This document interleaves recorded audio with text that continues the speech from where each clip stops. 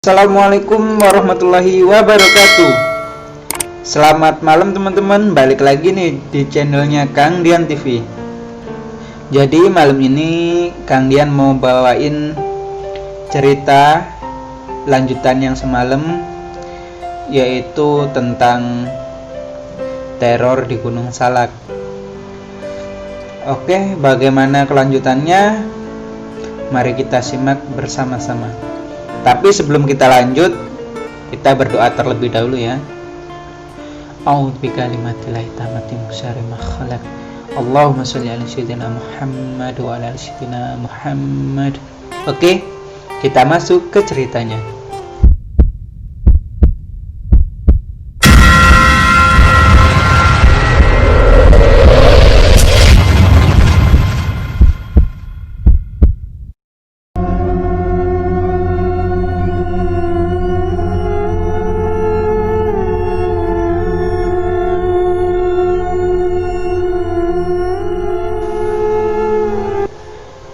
Ketika jam menunjukkan pukul 12.15 siang, kami sampai di pos 2 dan memutuskan untuk istirahat, makan siang dan sholat.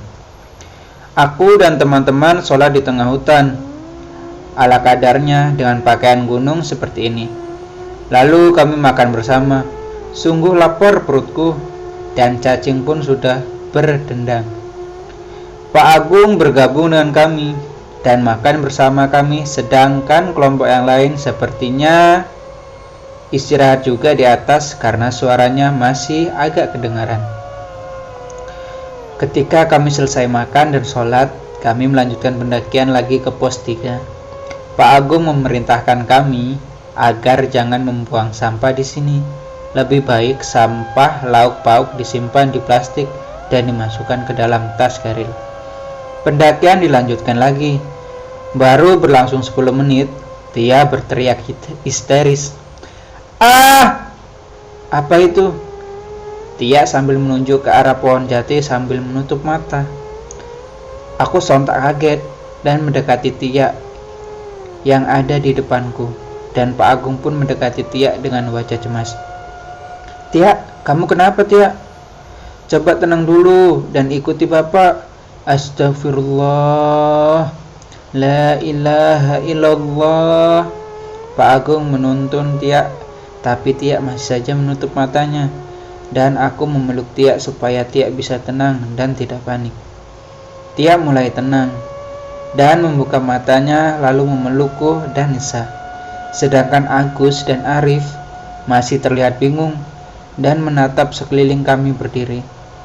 Pak Agung terlihat diam dan mulutnya seperti membaca sesuatu. "Tia sudah tenang, minum dulu ini." Pak Agung memberikan botol minum untuk Tia, dan alhamdulillah Tia sudah lebih baik. Pendakian dilanjutkan dan aku menggandeng Tia, sedangkan Nisa dan Agus tetap di depanku. Sepanjang jalan hening sekali, tak ada yang ngobrol atau bersenda gurau seperti perjalanan di awal. Masih banyak obrolan yang membuat tersenyum. Dalam hati, ku ingin sekali bertanya, apa yang dilihat Tia barusan? Tetapi aku tahan dulu sampai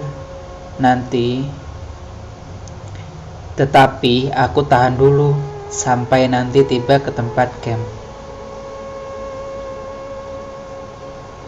Aku lihat wajah Arif diam saja, kayak ada sesuatu yang dipikirkan. Hanya Nisa dan Agus saja yang tidak terlihat bingung. Mereka santai menikmati indahnya pepohonan. Aku sendiri sudah mulai tak tenang dari awal pos 1 sampai sekarang. Pak Agung memang jarang ngobrol karena posisinya ada di belakang kami, menjaga kami. Kami tertinggal jauh dengan kelompok yang lain. Mungkin mereka sudah sampai ke lokasi camp di pos 4. Aku masih berjalan di samping Tia sambil memegang tangan Tia yang dingin. Tia sepertinya masih ketakutan, dan aku berusaha menenangkan Tia dengan mengusap-usap pundaknya. Lalu ada pendaki yang turun ke papasan dengan kelompok kami. Mereka hanya sekedar tersenyum saja. Yang aku bingung, mereka sekelompok 4 orang dan memakai baju seragam. Semuanya serba seragam, hanya satu orang di tengah-tengah yang bajunya berbeda. Pikiranku langsung kacau, dan sekilas aku melihat pria tersebut berambut gondrong, berbadan tinggi, tapi tak menoleh ataupun menyapa kami sama sekali. Dan bilang hati-hati. Lagi-lagi Tia menutup matanya dan bilang, "Aku takut." Aku berusaha menenangkan Tia lagi. Aku tak berhenti-henti membacakan doa dalam hati yang sudah diberikan ayahku. Semakin aku membaca surat-surat Al-Quran, semakin hatiku tenang. Namun ketika aku melirik ke samping Tia dan tangan Tia masih menggenggam tanganku, aku melihat ada sesuatu yang berada di samping Tia. Aku melihat dari arah bawah kaki Tia. Tepat di samping kaki Tia terlihat sesosok makhluk berbulu hitam seperti King Kong. Bulunya lebat sekali berwarna hitam dan berbau busuk. Astagfirullah, Allahu Akbar. Itu apa? Aku sontak kaget dalam hati, namun aku berusaha untuk tidak menjerit. Aku menyimpannya sendiri. Jantungku berdetak sangat kencang. Rasanya badan ini sudah tak berdaya lagi, panas dingin dan bergetar. Aku melirik wajah Tia yang sepertinya ketakutan juga. Dia kadang memejamkan mata sambil berjalan menggenggam tanganku. Aku ingin sekali berbicara dengan teman-teman yang lain, tapi rasanya aku takut sekali. Makhluk berbulu itu berjalan di samping Tia dengan aroma tak sedap seperti bau bangkai. Ya Allah, rasanya aku mau muntah. Aku ingin berteriak, namun lidahku seakan kaku. Aku terus beristighfar dalam hati sampai waktunya tiba di sebuah sungai. Sungai yang indah sekali, penuh dengan batu-batuan besar dan airnya sungguh jernih. Aku sudah tak mencium bau busuk itu lagi. Aku mencoba untuk mencari sosok berbulu hitam itu, namun tak kunjung menampakkan diri. Dan aku melihat Agus dan Nisa sepertinya sangat senang menikmati indahnya air terjun. Memang sangat mempesona sekali sungai di sekeliling air terjun. Kulihat wajah Arif, Tia dan Pak Agung seperti menyimpan sesuatu yang tidak bisa mereka ungkapkan. Aku pun masih terus mencari keberadaan makhluk berbulu itu yang seketika lenyap tak tahu kemana. Aku mencari di sekeliling sungai, tapi tak ada juga. Entahlah itu makhluk apa. Aku hanya melihat kakinya penuh bulu hitam seperti King Kong. Namun bagian atasnya aku tak mau melihat. Bau busuknya membuatku ingin muntah. Ketika sudah sampai di tepi sungai, aku hanya duduk di batu-batuan besar.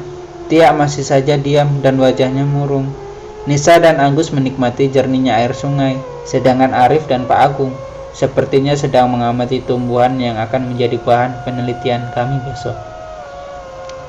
"Tia, kamu kenapa sih?" tanyaku. "Tidak apa-apa, Ai," jawab Tia singkat. "Nanti kita cerita ya kalau sudah sampai Jakarta," pintaku. "Iya, Ai." Sepertinya memang Tia ingin sekali bercerita, namun wajahnya terlihat masih takut. Ketika teman-temanku sedang asik menikmati air sungai yang jernih dan dingin itu, aku dengan asiknya duduk santai di batu-batuan sambil menghirup udara segar yang begitu menyejukkan. Tak sengaja aku melihat ada selendang hitam berbentuk persegi panjang, letaknya tak jauh dariku. Aku mencoba mendekati selendang itu, mungkin kerudung teman dari kelompok lain, tapi masa iya ketinggalan di sini? Lagi-lagi rasa penasaranku muncul kembali. Aku mendekati selendang hitam itu. Ketika aku mau mengambilnya, sontak Arif mendekatiku dan langsung mengatakan, "Jangan, Ai, jangan ambil selendang itu." "Loh, kenapa, Rif?" tanyaku penasaran. Arif langsung menarik tanganku dan mengajakku pergi menjauh dari selendang itu. Aku disuruh duduk lagi di dekat Tia. Dari raut wajah Arif sepertinya menyimpan sesuatu. Semakin bingung aku dibuatnya. Tingkah laku Arif dan Tia membuatku semakin tak tenang. Sedangkan Agus dan Nisa happy-happy saja menikmati indahnya sungai. Tia, aku mau ke situ ya. Kamu tunggu di sini saja kalau masih lemes. Aku sambil menunjukkan tempat di mana Nisa, Agus dan Pak Agung berkumpul. Biar Tia sama aku aja. Tiba-tiba Arif menawarkan diri menemani Tia. Aku pun meninggalkan Tia dan menghampiri Nisa yang sedang memegang lumut sambil foto-foto keindahan sungai. Aku pun tak lupa mengabadikan momen ini dengan kamera. Aku foto bersama Pak Agung, Agus, dan Nisa. Hatiku sudah mulai fresh dan tak terlalu memikirkan makhluk berbulu tadi. Aku pun melihat Tia dan Arif asyik ngobrol, entah membicarakan tentang apa. Raut wajah mereka tampak serius sekali. Ketika aku hendak mendekati Arif dan Tia, kakiku tergelincir di antara bebatuan. Air sungainya mengalir sangat deras, dan Agus mencoba menolongku dengan mengangkat kakiku dari dalam sungai tersebut. Kakiku berdarah dan sakit sekali. Aku pun menangis karena sakit sekali, perih sekali. Pak Agung pun memberikan obat dan membalut lukaku dengan kasa. Aku disuruh duduk dulu di bebatuan sambil menunggu sakitnya agak reda. Tia dan Arif pun mendekati kami. Nisa membawakan makanan untukku dan kami makan bersama di atas bebatuan. Saat itu jam menunjukkan pukul 15.10. Kami masih berada di sungai dan entah sampai ke pos 4 jam berapa. Kami masih berada di sungai dan entah sampai ke pos 4 jam berapa. Itu adalah pos terakhir kami. Di situ nanti kami mendirikan tenda. Pendakian kami tidak sampai pada puncak Gunung Salak karena penelitian kami hanya seputar tentang lumut dan mengidentifikasi spesies tumbuhan. Selang beberapa menit, kakiku sudah bisa digerakkan dan tidak terlalu perih lagi. Aku masih saja melirik selendang itu. Entah kenapa, mataku ingin sekali melihatnya lagi dan lagi. Aku segera menarik nafas dalam-dalam dan beristighfar agar pikiranku tak tertuju dengan hal-hal yang buruk. Anak-anak, apakah sudah siap melanjutkan pendakian lagi? Masih sekitar 20 menit lagi, kita sampai di pos 4, ucap Pak Agung. Siapa? Kami menjawab kompak. Dan aku pun digandeng Nisa dan Tia. Agus tetap di posisi pertama dan Arif di posisi belakang bersama Pak Agung. Tim lain sepertinya sudah sampai. Kami menyeberangi sungai dan bebatuan. Air sungai mengalir sangat deras. Kami hati-hati melewatinya, jangan sampai ke bawah arus sungai. Batu-batunya pun licin sekali. Tanganku dipegang oleh Tia dan Nisa dengan sangat erat. Alhamdulillah kami selamat menyeberangi sungai yang luas itu. Ketika pendakian mulai menaiki jalur ekstrim, aku pun bersiap siaga jangan sampai kakiku sakit lagi. Jalan setapak yang dipenuhi dengan rerumputan dan pohon-pohon rindang. Seketika bulu kuduku merinding lagi. Kakiku menginjak sesuatu di tanah yang dibungkus plastik hitam berbentuk persegi. Tapi aku takut mengambilnya. Bendanya keras dan aku tak sengaja menginjaknya. Ya Tuhan, apalagi yang kuperbuat? Ampuni aku. Dalam hatiku memohon jangan sampai terjadi apa-apa lagi. Teman-teman yang lain tak tahu kejadian itu. Aku pun hanya diam saja mencoba tenang. Aku membayangkan segera sampai di tempat peristirahatan di pos 4. Lagi-lagi aku mencium bau bangkai seperti bau makhluk berbulu tadi yang berada di samping Tia. Tubuhku bergetar lagi. Jantungku terasa mau copot. Ternyata bukan aku saja yang ketakutan. Tia pun tangannya bergetar ketika memegang tanganku. Terdengar dari belakang Arif menyuruh kami untuk segera mempercepat pendakian, harus fokus dan jangan bengong. Bukan hanya berbau busuk, tapi kali ini aku melihat rambut panjang di atas pohon beringin besar. Rambut itu menyuntai ke bawah. Tubuhku bergetar luar biasa. Aku memejamkan mata dan memegang tangan Tia dengan gemetar. Aku rasanya mau menangis. dan ingin pulang ke rumah. Ayah, aku takut. Aku memanggil ayah dalam hati, berharap batin ayahku pun merasakan apa yang aku rasakan dan bisa mengirimkan doa untuk keselamatanku. Lindungi kami ya Allah, lindungi kami ya Tuhan. Aku tak berhenti-henti beristighfar sambil berjalan memejamkan mata. Aku tak berani membuka mata, pikiranku masih terbayang makhluk seram itu. Wajah dan bentuknya memang tak nampak, tapi rambutnya yang menjuntai panjang membuatku lemas. Seketika suara Pak Agung terdengar dari belakang. Anak-anak, segera lantunkan lafaz Allah bersama-sama sambil berjalan. Pak Agung menyuruh kami dengan nada suara yang keras. Kami pun bersama-sama membaca La ilaha illallah wallahu akbar sepanjang perjalanan sambil merasakan detakan jantung yang begitu cepat dan tubuh seakan lemas. Aku semakin mencium bau bangkai itu semakin mendekat. Aku terus memejamkan mata sambil berjalan dan memegang tangan Tia dan Nisa. Sontak, aku kaget ketika Tia mendorong tubuhku dengan sangat kencang. Aku terjatuh di rerumputan dan Arif langsung menolongku. Pak Agung seketika memegang tubuh Tia yang ingin memberontak. Agus dan Nisa terus melantunkan ayat-ayat kursi di hadapan Tia. Aku dan Nisa tak kuasa menahan air mata karena takut. Ya, takut sekali. Bau tak sedap itu pun masih tercium di sekeliling kami. Tetapi sesosok rambut panjang itu menghilang dan tak nampak lagi. Pak Agung membacakan ayat kursi sambil memegang tangan Tia. Mulut Tia terus mengoceh tak jelas dan matanya menghadap ke atas dengan tubuh terbaring di tanah. Aku takut sekali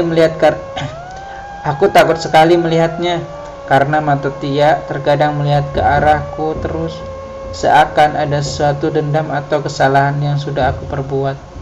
Padahal dari awal pendakian aku selalu menjaga sikap dan perkataan. Entah ada sesuatu apa. Tia kerasukan makhluk sambil menjerit-jerit tak jelas ke arahku. Aku seketika ingat pesan ayah, jika terjadi sesuatu segeralah membaca doa ini berulang-ulang. Aku tak henti-hentinya membaca doa itu. Kertas yang berisi doa itu pun masih kusimpan rapi di tas keril. Aku tak pernah bertanya kepada ayah makna dari doa tersebut. Aku selalu menuruti apa yang ayahku perintahkan, karena bagiku beliau adalah guruku. Arif dan Agus setia membantu Tia agar lekas sadar dengan memijat kakinya Tia. Mereka membacakan sholawat Nabi bersama. Anehnya, semakin lama bau busuk itu semakin menjauh. Selang beberapa menit, Tia langsung pingsan dan Pak Agung membiarkannya terbaring di tanah. Aku dan Nisa mengusapkan minyak telon ke bagian kakinya.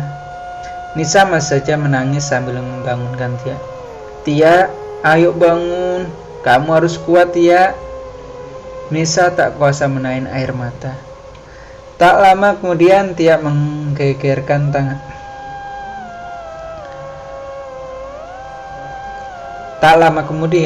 Tia menggerakkan tangannya dan tersadar, lalu menangis terseduh-seduh sambil menutup mata. Kami pun terheran-heran apa yang sudah terjadi dengan Tia. Tia, kamu kenapa menangis? Tanya Nisa. Kamu kenapa Tia? Cerita dong sama kami. Aku memaksa Tia bercerita. Tia, tadi kamu pingsan. Apa yang kamu lihat? Tia tanya Pak Agus. Tia tiba-tiba diam dan seperti mengingat kejadian yang dia alami. Tapi dia tak mau menceritakan karena masih terlihat takut sekali di raut wajahnya. Tia masih tetap menangis, tak mau cerita sedikit pun. Aku dan Nisa pun memeluk Tia dan menenangkan Tia. Ya sudah, nanti saja ceritanya kalau kita sudah kembali ke Jakarta, jawab Pak Agung. Kami tidak memaksa Tia untuk bercerita, karena aku sendiri belum berani menceritakan apa yang aku lihat tadi.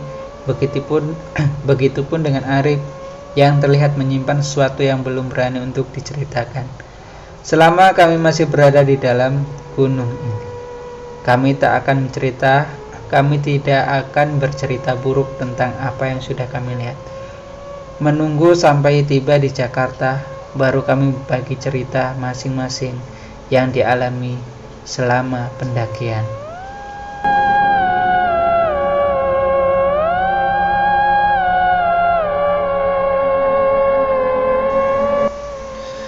Jadi mohon maaf ya teman-teman kalau aku bawain ceritanya masih gugup.